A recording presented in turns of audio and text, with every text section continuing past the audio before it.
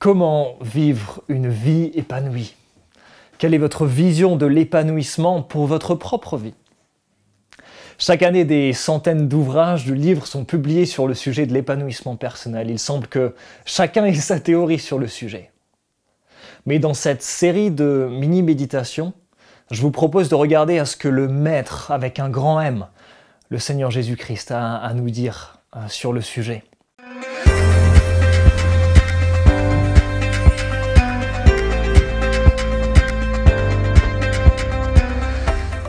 Car c'est de ce sujet dont parle Jésus alors qu'il commence son sermon le plus connu, le sermon sur la montagne en Matthieu chapitre 5.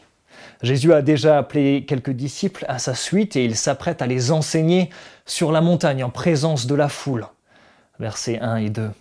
Et Jésus démarre sa prédication avec les béatitudes, où Jésus présente à son peuple la vision d'une manière d'être dans le monde fixée sur l'avenir qui a pour résultat l'épanouissement.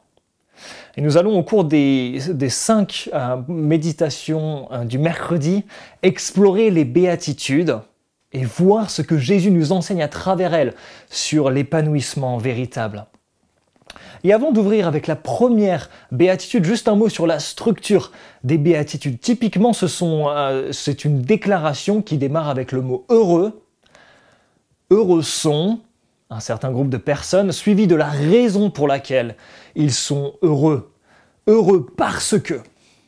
Et le terme utilisé, traduit par heureux, dénote cette idée d'épanouissement. Alors commençons avec la première béatitude. Heureux ceux qui reconnaissent leur pauvreté spirituelle, car le royaume des cieux leur appartient. Les pauvres en esprit sont ceux qui n'ont pas de ressources spirituelles en eux-mêmes. Ils n'ont rien de valeur à apporter à Dieu. Ils n'ont pas de CV mirobolant. Ils n'ont pas de liste d'œuvres bonnes à faire valoir devant Dieu. Ils n'ont rien et ils le savent. Heureux? Ces gens-là, vraiment? Oui, nous dit Jésus, parce que le royaume des cieux est à eux. Ce royaume éternel de joie, de paix, de gloire dans lequel le Seigneur règne avec bienveillance et amour, eh bien ce royaume est à eux. À eux? Vraiment?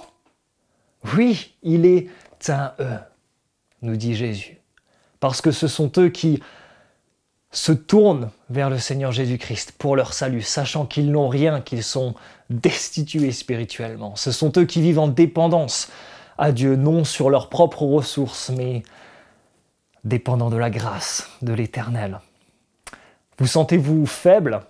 Vos échecs vous accablent-ils? Votre lutte avec le péché vous pèse-t-elle? Êtes-vous conscient de toutes les manières dont vous ne faites pas le bien que vous voudriez faire?